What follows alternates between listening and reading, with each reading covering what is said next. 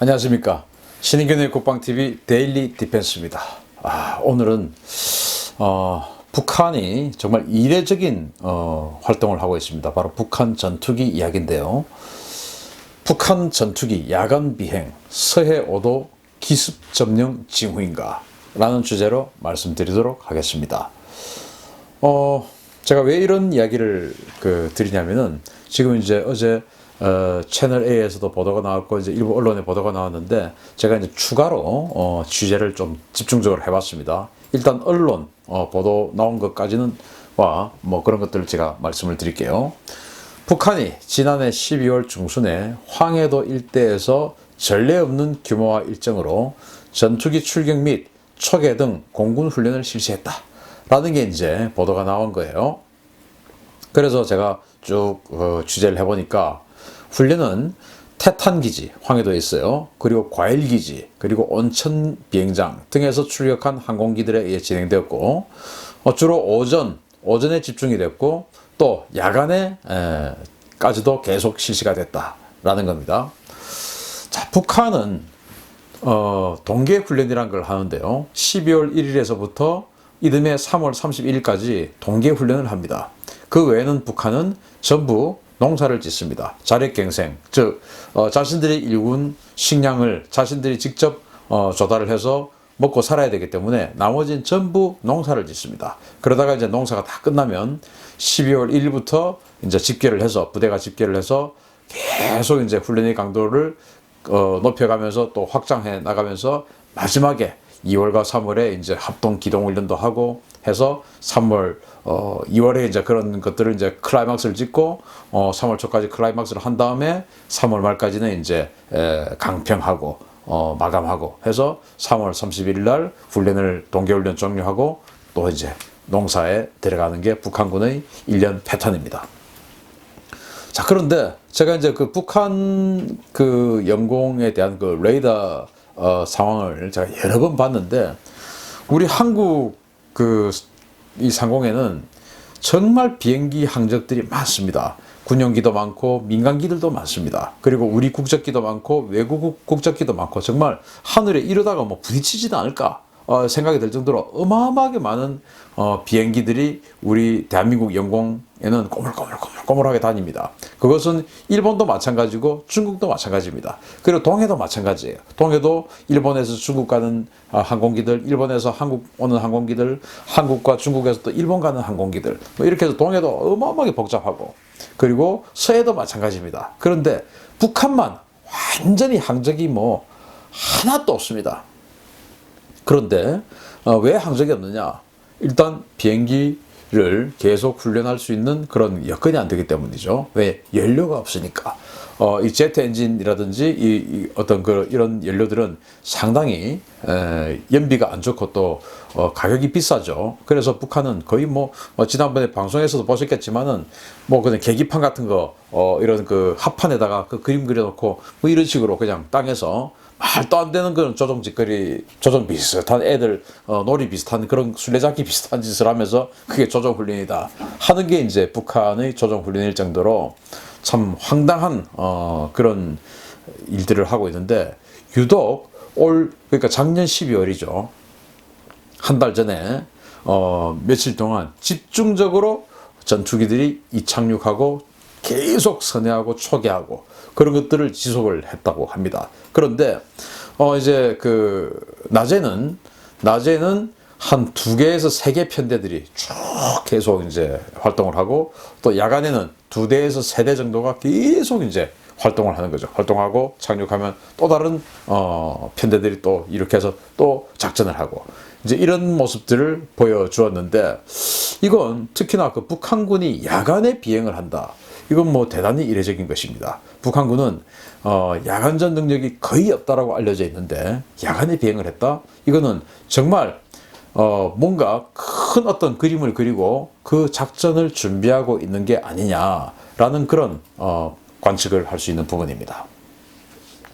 자, 그러면 공군 훈련이 어디서 실시됐냐? 북한이요. 바로 여기입니다. 남포 옆에 있는 온천기지입니다. 평양 바로 옆에 있죠. 그리고 황해도 서쪽 해안가에 있는 좀 북쪽입니다. 과일 공군기지, 그리고 백령도 바로 앞에 있는 백령도에서 한 40km 정도 되는 지점에 있는 태탄 공군기지, 이 세 기지에서 비행기들이 주로 이착륙을 했습니다. 자, 그러면 이 온천 공군기지에는 뭐가 있냐? 임무는 평양방공인데요. 평양 옆에 있으니까 주둔부대는 제57 항공연대가 주로 주둔을 하고 있고, 기종은 뭐 아주 구형입니다. 미그 19가 주 기종이 이게 온천 공군기지에 배치가 되어 있고요. 그리고 과일 공군기지에는 제4 항공연대가 여기 주둔을 하고 있는데, 역시 기종은 미그 19입니다. 미그 19고, 그리고 미그 19의 중국판 전투기인 짝퉁이라고 할 수 있나요? 하여튼 미그 19의 중국판인 J6가 과일 공군기지에 배치가 되어 있습니다.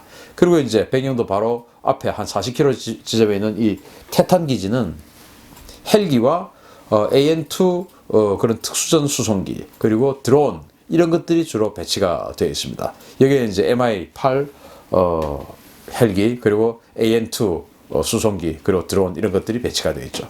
이런 곳에서 주로 전투기들이 이착륙 훈련을 하고 초계 비행을 계속적으로 했다라는 겁니다. 지금 말씀드린 건 일부 언론은 지금까지인 것처럼, 즉 1월까지인 것처럼 이제 이야기를 했는데, 사실은 그게 아니고 12월 달에 이 일을 했었습니다. 자, 그런데 북한이 여기 이제 이 온천 비행장과 과일 기지에 배치되어 있는 이 비행기를 보면 바로 미그 19입니다. 근데 물론 미그 19가 아니고 미그 29나 미그 23이나 이런 북한이 가지고 있는 나름대로 북한으로선 최신의 비행기가 갔을 수도 있지만, 그러나 거기에 원래 배치되어 있는 비행기들은 이 미그 19입니다. 이 미그 19가 얼마나 낙후된 그런 비행기냐 하면은, 첫 비행은 1953년도였어요. 그리고 북한은 이것을 1960년대 후반에 도입을 하고 1980년대 중반에 또 중국으로부터 J6를 도입했습니다. 미그 19는 소련으로부터 1960년대 후반부터 도입을 했고, 그리고 1980년대 중반에 중국으로부터 J6 한 150대 정도를 도입을 했습니다. 그리고 이제 현재는 100여 대를 보유 중에 있다라고 하니까, 아마도 소련으로부터 도입했던 그 초창기 미그 19는 막 거의 퇴역을 해서 지금 부품 용도로 쓰고 있지 않을까 생각이 되고, 그렇다면 결국 80년대 중반까지 중국으로부터 도입한 이 J6, 미그 19의 중국판 이 J6가 주로 배치가 되어 있지 않겠냐, 그렇게 예상을 할 수 있죠. 최대 속도는 마 1.35입니다. 그리고 전투 행동 반경은 최대 700km. 그런데 레이더는 없습니다. 여기는 그냥 사람이 눈으로 보고 조정하고 전투하고 해야 되는 겁니다. 레이더라는 게 없습니다. 무장으로는 30mm 기관포 3문, 그리고 공대공 미사일 2개, 이렇게 이제 장착을 할 수가 있고요. 그리고 이런 것들을 떼내고 지상 폭격용으로 임무를 할 때는 500파운드, 즉 한 250kg 정도 되는 폭탄 최대 2발, 우리 한국 공군이 가지고 있는 모든 폭탄 중에서 제일 작은 폭탄이 500파운드 폭탄 아니겠습니까? 그거하고 거의 똑같은 그런 250kg짜리 폭탄 2발을 탑재를 할 수 있는 게 바로 이 J6 그리고 미그 19인데요. 이것을 특징을 딱 간단하게 정리를 하면, 정밀 유도무기 이런 건 운용이 불가하다. 유도무기 이런 거 안 된다.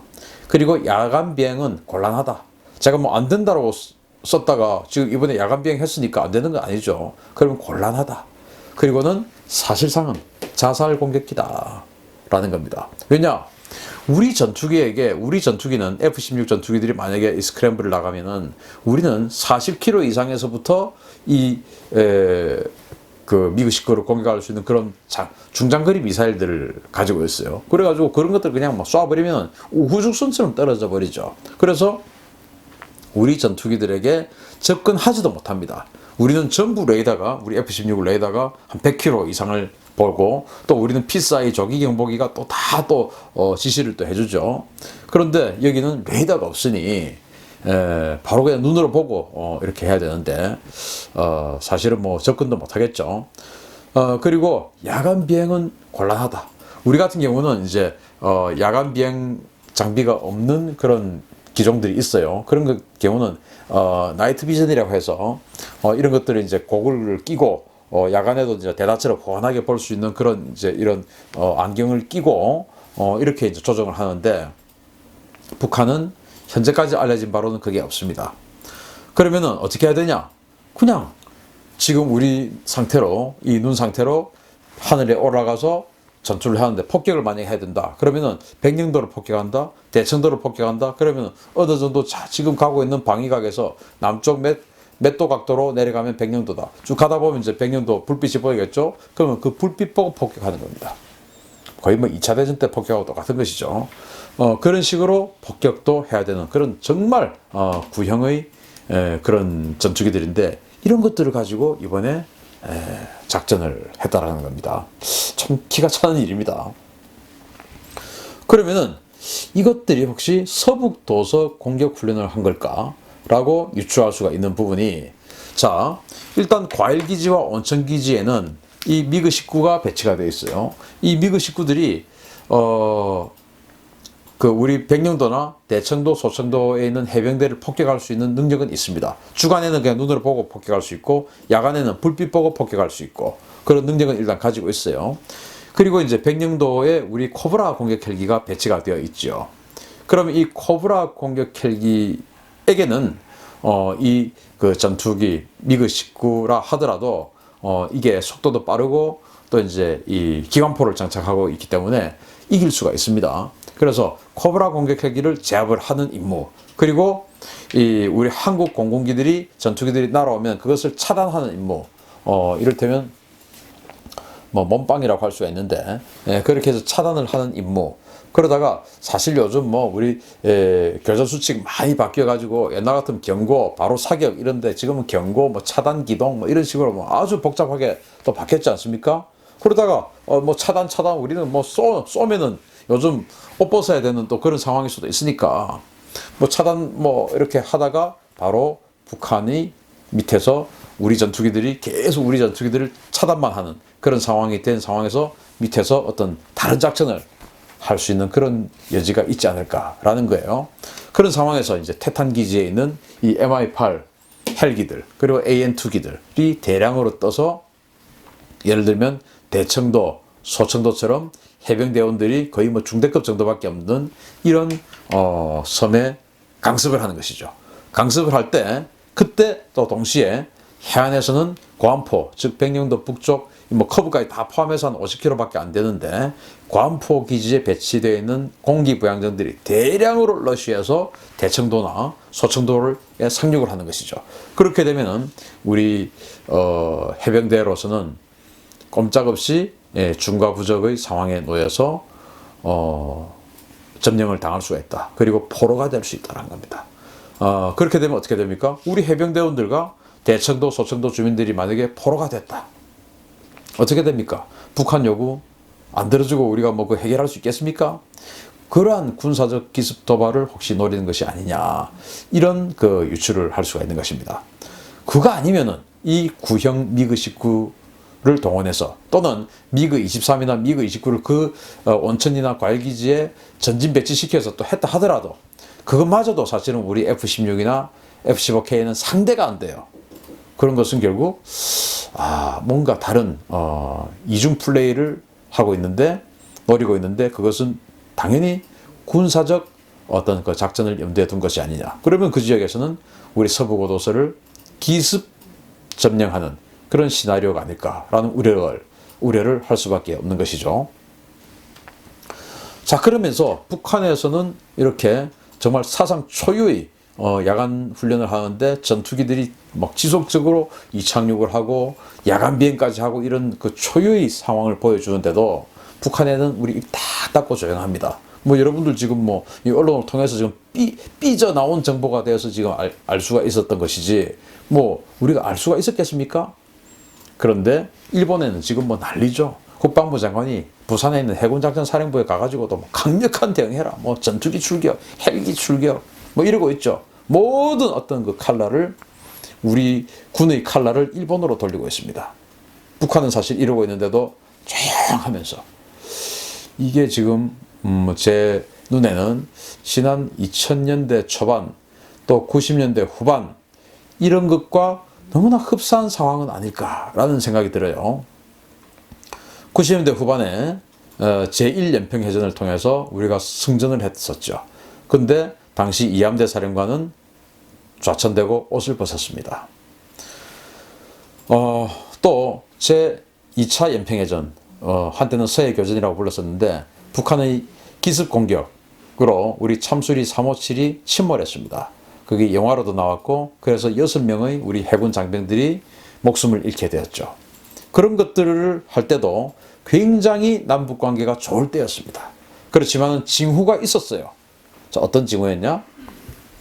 북한의 이상 징후를 무시하는 군대, 바로 제2연평해전의 재현이 될라, 재현될라. 다시 또 그렇게 또 다시 또 나오는 게 아니냐, 그런 상황이, 그런 우려를 하는 것이죠. 뭐냐? 바로 이 사진 한번 보십시오.